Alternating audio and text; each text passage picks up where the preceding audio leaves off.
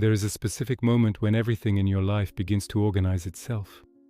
A relationship evolves in a healthy way. The other person shows genuine interest. Conversations become more mature, and a stability that did not exist before starts to emerge. At work, you begin to be recognized, you receive more responsibility, and you notice real growth. Financially, you develop discipline, organize your routine, and see concrete progress. Yet instead of relief, something inside you tightens, a subtle unease appears, and almost without noticing, your behavior begins to shift. You start focusing on small flaws, responding more coldly, postponing tasks you once handled with ease, and questioning whether this is really meant for you. By the time you fully realize it, what you were building begins to fall apart. Not because of bad luck, not because of fate, but because of a sequence of small decisions that came from you. The core issue here is not lack of ability, immaturity, or absence of discipline.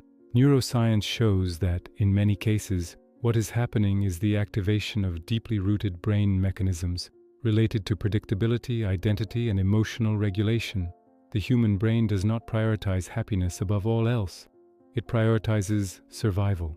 And for the brain, survival means predictability.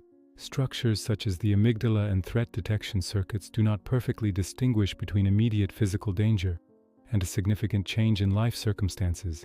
When things start improving consistently, especially if this represents a radical shift from what you are used to, the nervous system may interpret that change as uncertainty, and uncertainty for the primitive brain signals potential risk.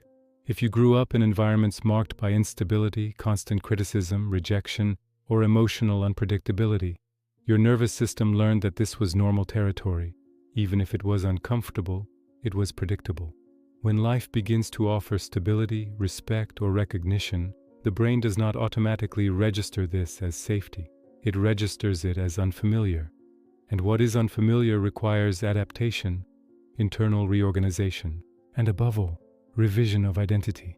At that point, the prefrontal cortex, responsible for planning and rational decision-making, enters into conflict with older systems, such as the limbic system.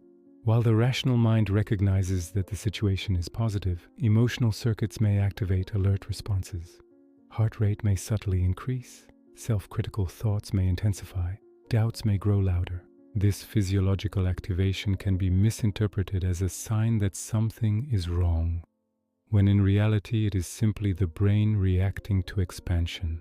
This is why some people provoke conflict precisely when a relationship becomes stable. The absence of drama can generate discomfort because the nervous system has become accustomed to intensity. Calm can feel strange. To reduce this sense of uncertainty, the brain may unconsciously trigger behaviors that recreate the old pattern. Unnecessary arguments, emotional distancing, or constant testing of boundaries become ways of restoring the familiar environment. It is not a desire for failure, but an attempt to regain predictability. A similar dynamic occurs in the professional environment. As responsibility increases and recognition becomes more visible, the brain perceives that there is now more to lose. The fear of not sustaining the new position emerges. Thoughts such as, what if they discover I am not as competent as they think, activate neural networks associated with social threat. To protect the previous identity, a person may reduce performance, miss deadlines, or lose focus. If a decline happens, it can be attributed to distraction or lack of effort, rather than perceived incompetence. In this way, self-sabotage becomes a mechanism of identity protection. There is also the dimension of worthiness, deeply connected to emotional memories stored in the hippocampus, and to associations built throughout life.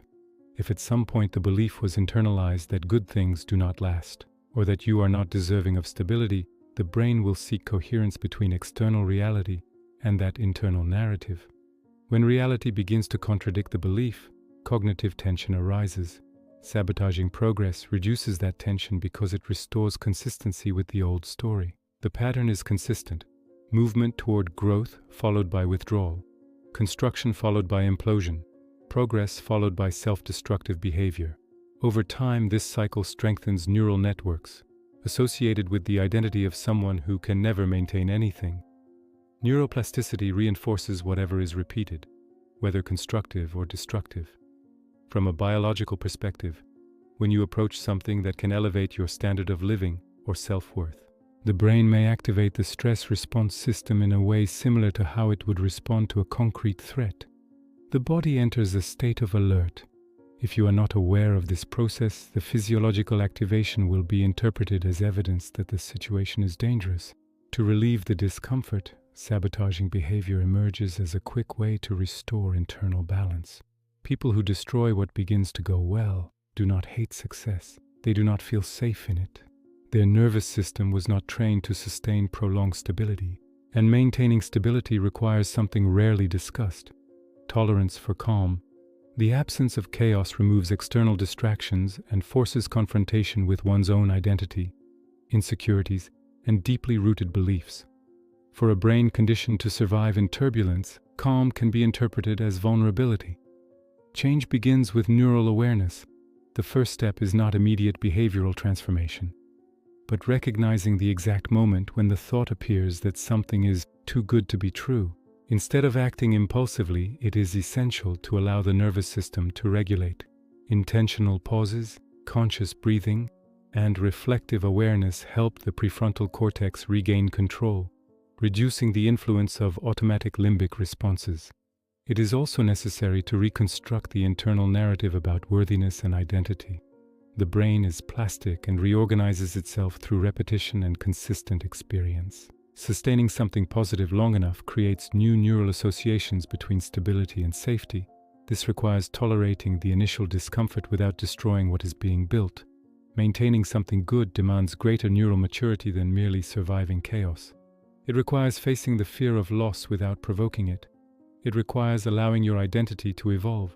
Perhaps the greatest challenge is not achieving success, love, or stability. Perhaps the greatest challenge is teaching your brain that it is safe to remain there. Now reflect. When everything begins to align in your life, do you consciously continue building? Or does your brain activate old patterns that push you to sabotage what could become permanent? If this topic resonated with you, share in the comments what impacted you most. Subscribe to the channel to continue exploring neuroscience and behavior, and support our work, so we can keep producing content like this.